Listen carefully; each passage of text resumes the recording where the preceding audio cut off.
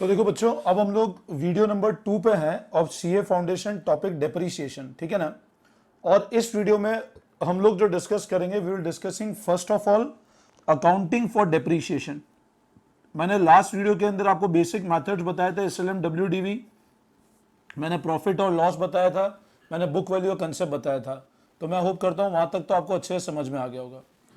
अब आज वाले की वीडियो के अंदर हम लोग जो स्टार्ट कर रहे हैं we starting how we need to go for accounting for depreciation. ये भी आप लोगों ने 11th क्लास में पढ़ा होगा, बट मैं एक बेसिक रिवीजन करा के डायरेक्ट कुछ अच्छे क्वेश्चंस ले लूंगा, ठीक है ना।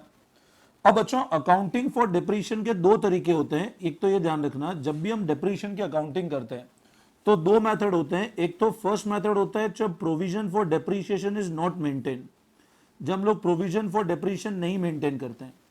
और सेकंड मेथड होता है जब हम लोग प्रोविजन फॉर डेप्रीशिएशन को मेंटेन करते हैं। मेरी बात फिर से ध्यान देना, डेप्रीशिएशन को अकाउंटिंग करने के बच्चों ध्यान से समझना, देयर आर टू मेथड्स, ठीक है ना।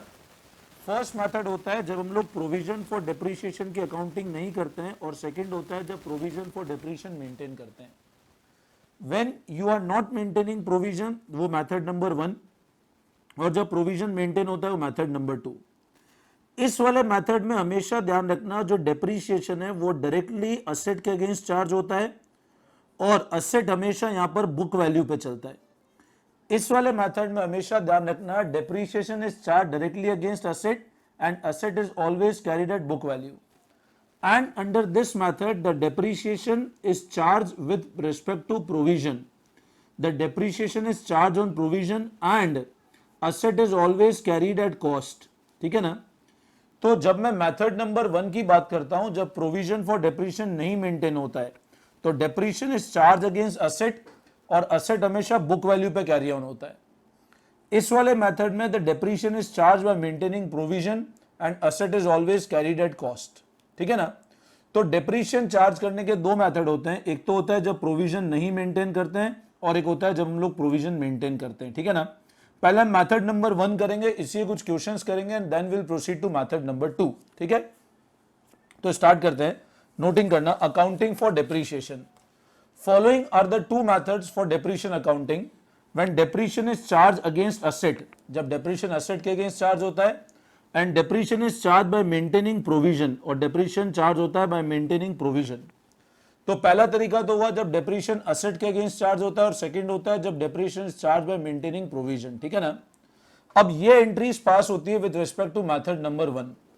सबसे पहले असेट परचेज करने के एंट्री करते हैं asset account debit to cash. Asset purchase करेंगे तो एंट्री करते हैं asset account debit to cash. Depreciation charge करने के लिए एंट्री होगी depreciation account debit to asset. Asset purchase की एंट्री करी asset to cash, depreciation charge करने के लिए एंट्री करी depreciation to asset. Depreciation write off करने के लिए एंट्री करी profit and loss to depreciation, ये अपना एक्सपेंस है, इसको दोबारा राइट ऑफ किया पीएनएल टू डेप्रीशिएशन। तो असेट परचेज की asset to cash, depreciation charge करने की डेप्रीशिएशन टू असेट, और राइट ऑफ करने की पीएनएल टू डेप्रीशिएशन। ये दोनों कैंसिल हो गया तो फाइनल एंट्री आपकी पीएनएल टू असेट बचती है, ठीक है ना। ये मान लो 5 लाख का है, यहां 5000 है, तो 5 lakh minus 5000 asset will be shown at 4,95,000, ठीक है ना। अब entry number 2 and 3 every year repeat होगी, डेप्रीशिएशन हर साल चार्ज होगा, डेप्रीशिएशन एवरी साल राइट ऑफ होता जाएगा पीएनएल के अंदर, ठीक है ना। तो ये तो बिल्कुल सिंपल कंसेप्ट है, इसका नोटिंग कर लो। उसके बाद अगर हम लोग बात करते हैं the entry number 2 and 3 above will be pass every year till the asset is sold. जब तक असेट बेचेंगे तब तक entry number 2 and 3 above as it is चलेगी। In case the asset is sold at profit, अब मान लो asset को हम प्रॉफिट पे बेचते हैं, प्रॉफिट मतलब जब सेल वैल्यू ज्यादा है बुक वैल्यू से, ठीक है ना। तो bank account debit to asset to PNL, तो ये इंडिकेट करता है profit. In case it is sold at loss, तो बैंक अकाउंट डेबिट पीएनएल, ये इंडिकेट करता है लॉस टू असेट, ठीक है ना। तो असेट को अगर प्रॉफिट पे बेचेंगे तो bank to asset to PNL to profit on sale, और लॉस पे बेचेंगे तो bank loss on sale to asset. ये बेसिक अकाउंटिंग होती है when depreciation is charge against asset, ठीक है ना। तो दो मेथड मैंने बताया, डेप्रीशिएशन असेट के अगेंस्ट चार्ज होता है और डेप्रीशिएशन प्रोविजन मेंटेन करके होता है, ठीक है ना। ये कुछ एक बेसिक एंट्री हम लोगों ने डिस्कस करी, ठीक है। यहां तक तो मैं होप करता हूं कोई डाउट नहीं है, फटाफट यहां तक कॉपी कर लो, फिर हम लोग आगे बढ़ते हैं। तो बच्चों we are starting with illustration number 7 on page number 5.15, ठीक है ना। तो ध्यान देना, इलस्ट्रेशन नंबर 7 है, पेज नंबर 5.15, जो भी कंसेप्ट बताया उसी पे है। अ फर्म परचेज ऑन 1 जनवरी 2018, अब 1 जनवरी 2018 को एक certain machinery for 5,82,000 and spent 18,000 on its erection, मतलब 6 लाख की मशीन है. On 1st July 2018, another machine was for rupees 2 lakh was acquired.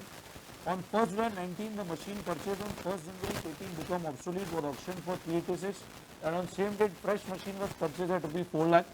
Depreciation provided annually on 31st December at rate of 10% WDV method. ठीक है, तो question हमारे सामने बोल रहा है 1 जनवरी 2018 को मशीन खरीदी, 1 जुलाई 2018 को वापस हमने मशीन खरीदी और 1 जुलाई 2019 को एक मशीन परचेज की जो ऑब्सोलीट हो गई एंड सेल आउट हो गई 386 पे. उसी दिन एक और मशीन खरीदी 4 लाख रुपए पे. Depreciation provided for annually on 31st December at the rate of 10% और रिटर्न डाउन वैल्यू मेथड. ठीक है ना, तो हमको मशीन अकाउंट बनाना है बेसिकली यहाँ पर. ठीक है, यहाँ क्वेश्चन में गिवन नहीं है but you need to prepare machine account. ठीक है, तो स्टार्ट करते हैं एक बार. इलस्ट्रेशन नंबर 7 पेज नंबर 5.15 पे इलस्ट्रेशन नंबर 7 पे आ जाओ एक बार आप लोग. ठीक है ना. तो बच्चों देखो ध्यान देना इस क्वेश्चन पे. इलस्ट्रेशन नंबर 7 है, पेज नंबर 5.15 पे. हमने सबसे पहले 1 जनवरी को मशीन परचेज की. मैंने मशीन का लेजर बना दिया, date particulars amount, date particulars amount. ठीक है ना, ये लेजर का फॉर्मेट आपको पता होगा, नॉर्मल फॉर्मेट है. मैंने 1 जनवरी 18 को मशीन परचेज की टू बैंक मशीन 1 6,582 प्लस 18 और 1 जुलाई को मशीन परचेज की मशीन 2. मैंने मशीन 1 और मशीन 2 के नाम से करा है. ठीक है ना, ये जरूर ध्यान रखना जब भी इसका प्रेजेंटेशन बिल्कुल परफेक्ट करना. आप अगर प्रेजेंटेशन में गड़बड़ हो गए ना और 3-4 मशीन होगी तो फंस जाओगे. डेप्रिसिएशन भी बिल्कुल बैलेंस वाइज करना. मैं इसलिए आपके सामने क्वेश्चन सॉल्व कर रहा हूं. ठीक है ना, अब मैं ईयर एंड होता है 31 दिसंबर 18, मैं लिखता हूं बाय डेप्रिसिएशन मशीन 1 और मशीन 2. अब बच्चों मशीन 1 पे पूरे साल का लगेगा 60,000 रुपीज. अब मशीन 2 पे क्या होगा 2 लाख का 10%, बट 6 मंथ्स के लगेगा क्योंकि ईयर एंड 31 दिसंबर को हो रहा है, तो वो आएगा 10,000 रुपीज. तो मशीन 2 पे डिप्रीशिएशन 6 महीने का ही लगेगा, ध्यान रखना. मशीन 2 पे डिप्रीशिएशन 2 लाख पे 10% 6 महीने का लगेगा तो वो 10,000 रुपए आया. ठीक है ना, तो मशीन 2 का डिप्रीशिएशन हुआ 10,000 और टोटल बैलेंस आता है अपना 70,000 रुपीज. ठीक है ना, अब वापस ये ईयर एंड हुआ तो 31 दिसंबर 18 को बाय बैलेंस कैरीड डाउन. अब इंडिविजुअल मशीन वाइज बैलेंस लिखना. Machine 1 6 lakh minus 60,000, 6 lakh minus 60,000, तो मशीन 1 का बैलेंस हुआ 5,40,000 का और मशीन 2 लाख माइनस 10,000, तो मशीन 2 का बैलेंस हुआ 1,90,000 का. ठीक है ना, तो मशीन 1 का जो बैलेंस है दैट इज 6 लाख माइनस 60,000 540 और मशीन 2 का 2 लाख माइनस 10,000 190. टोटल क्या आया 730 प्लस 70. देखो यहां पर balance each and everything individual basis पे सेग्रीगेट करके लिखना है ना. Don't merge the things. अगर आप मर्ज करोगे तो प्रॉब्लम आएगी. आप मशीन 1 मशीन 2 को क्यूमुलेट करके लिख दोगे दिक्कत आएगी आपको. ठीक है ना, पूरा सेग्रीगेट करना क्यों. मेथड भी WDV है इसलिए इन मेथड पे इन वैल्यू बाद नेक्स्ट ईयर डेप्रिसिएशन लगेगा. अब वापस हमने क्या किया नेक्स्ट ईयर 1/1/19 को ये 2 बैलेंस ब्रॉट डाउन, तो मशीन 1 मशीन 2. मेरा मेन पर्पस बच्चों प्रेजेंटेशन तुमको अच्छे से समझाना है. तुमको जब तक प्रेजेंटेशन प्रॉपर नहीं समझ आएगा you will be facing problem. आप गलती कर दोगे ना 730.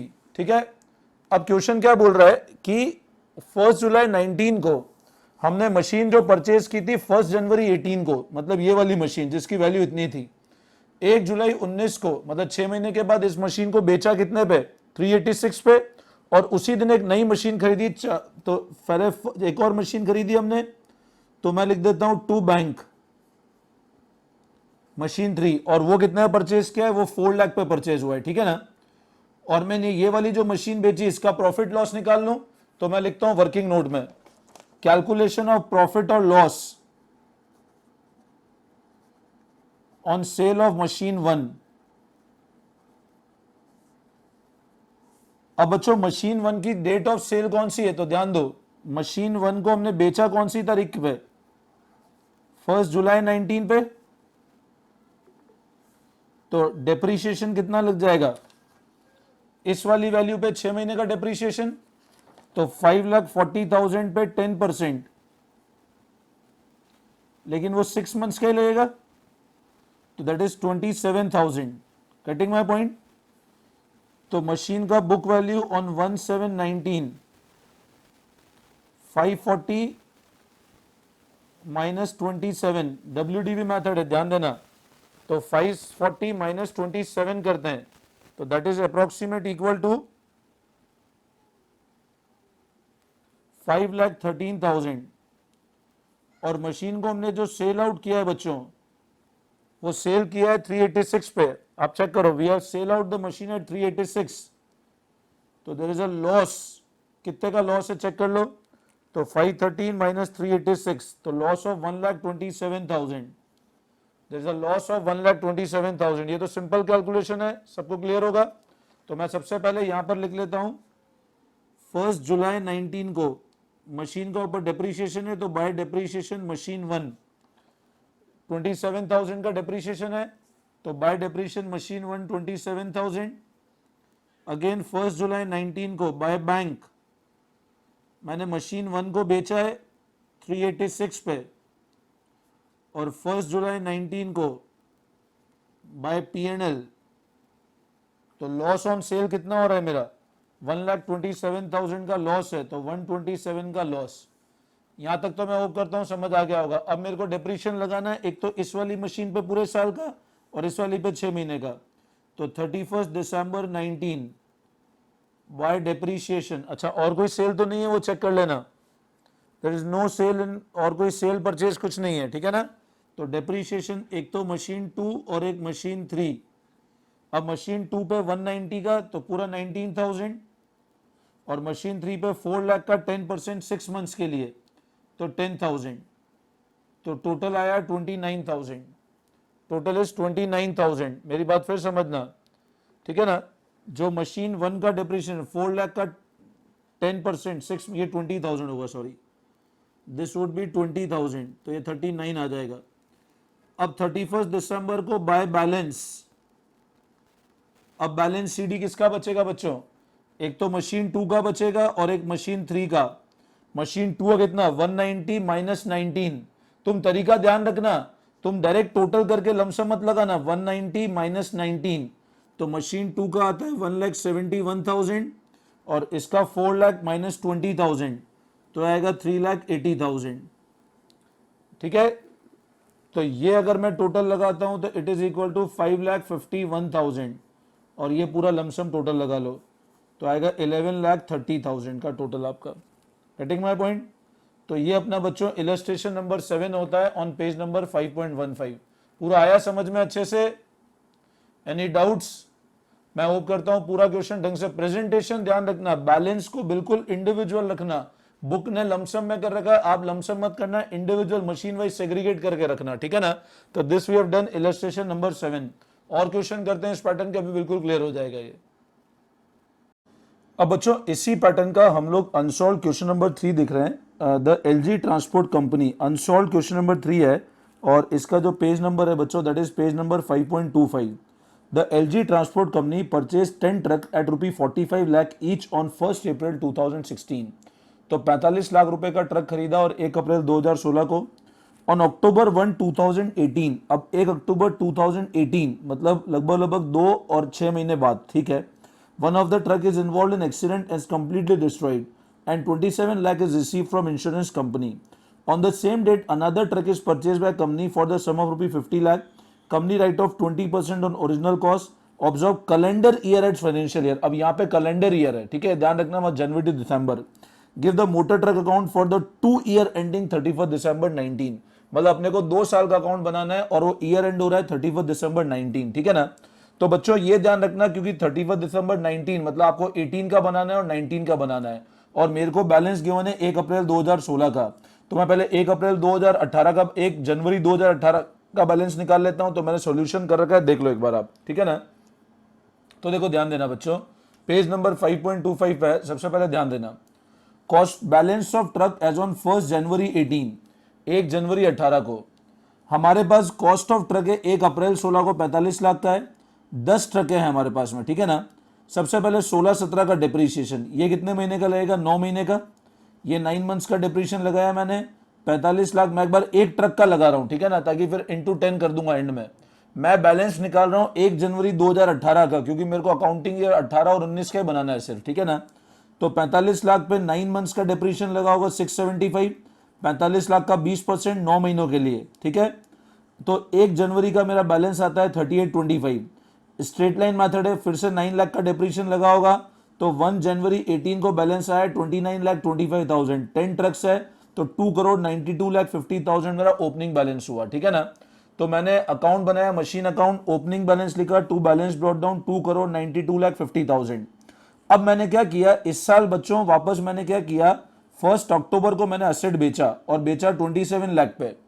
1 अक्टूबर को मैंने असेट बेचा और बेचा 27 लाख पे, ठीक है ना। तो अब मैं क्या करूंगा, सबसे पहले डेप्रिशिएशन लगाऊंगा बेचने वाले असेट पे, और एक ही ट्रक बेचा है तो उसके ऊपर 9 मंथ्स का डेप्रिशिएशन लगेगा, तो प्रॉफिट लॉस निकाल लेता हूं। तो अगला वर्किंग नोट लिखता हूं मैं, प्रॉफिट और loss on cell of truck. अब बुक वैल्यू 1 जनवरी 2018 को 29,25,000 है, डेप्रिशिएशन लगाया 9 मंथ्स का, तो 675 का 9 मंथ्स का डेप्रिशिएशन आया। तो जिस दिन बेचा उस दिन बुक वैल्यू 22,50,000 रुपए। जिस दिन मैंने असेट को बेचा उस दिन का बुक वैल्यू आया 22,50,000 रुपए। मैंने बेचा 27 लाख पे, मैंने बेचा कितने पे, 27 लाख पे, तो प्रॉफिट आता है 27 लाख माइनस 22,50, तो 4.5 लाख रुपए का प्रॉफिट आया मेरे पास में, ठीक है ना। मेरी बात फिर से ध्यान देना, जिस दिन बेचा उस दिन बुक वैल्यू इतनी थी, उस दिन सॉरी ओपनिंग बुक वैल्यू इतनी थी, डेप्रिशिएशन 9 मंथ्स का लगाया, तो जिस दिन बेचा उस दिन की बुक वैल्यू इतनी है। मैंने बेचा 27 लाख पे तो प्रॉफिट हुआ 450, ठीक है। तो जो प्रॉफिट हुआ मैंने यहां बुक कर दिया 2 P&L प्रॉफिट करके, डेप्रिशिएशन लगाया मैंने ये अपना 9 मंथ्स का लगा, तो बाय डेप्रिशिएशन 675 और असेट को सेल आउट किया 27 पे, तो प्रॉफिट बुक कर लिया 4.5। अब रिमेनिंग असेट जो है 50 लाख का मैंने असेट खरीदा, इस पे 3 महीने का डेप्रिशिएशन लगेगा क्योंकि दिसंबर में ईयर एंड हो रहा है, और रिमेनिंग जो असेट है अपने 9 ट्रक्स बची, तो 9 ट्रक पे 9 लाख रुपए का डेप्रिशिएशन, तो डेप्रिशिएशन फॉर 18-19 9 लाख रुपए का डेप्रिशिएशन था एक ट्रक पे, 9 ट्रक पे 81 लाख, और 50 लाख वाले ट्रक पे 3 महीने का डेप्रिशिएशन लगा 2.5 लाख रुपए, तो टोटल मिलाकर आ गया 83,50,000, ठीक है ना। तो मैंने डेप्रिशिएशन लगा दिया 8350, टोटल करके माइनस किया तो मेरा फाइनल बैलेंस इतना आया, ठीक है ना। अगले साल फिर से कैरी फॉरवर्ड हुआ, अब अगले साल हमको डेप्रिशिएशन लगाना है, तो 9 ट्रक पे तो इतना ही होगा और 50 लाख पे पूरा डेप्रिशिएशन लग जाएगा, ठीक है ना। तो 50 लाख पे पूरा डेप्रिशिएशन लग गया 10 लाख रुपए, और बाकी 9 ट्रक पे 81 लाख रुपीस, ठीक है ना। तो 9 लाख इंटू 9 और 50 लाख पे पूरा लग गया 10 लाख, तो 91 लाख माइनस करके ये फाइनल मेरा 1,38,75,000 का बैलेंस आता है। ये पॉइंट तो मैं अज्यूम करता हूं क्वाइट सिंपल क्वेश्चन है, बिल्कुल क्लियर होगा ये, ठीक है ना। अब बच्चों इस पैटर्न पे आप लोग क्या करना, मैं कुछ क्वेश्चन आपको होमवर्क में बता रहा हूं, वो आप लोग होमवर्क में ट्राई करना इसी पैटर्न पे क्वेश्चन एक बार, ठीक है ना। नाउ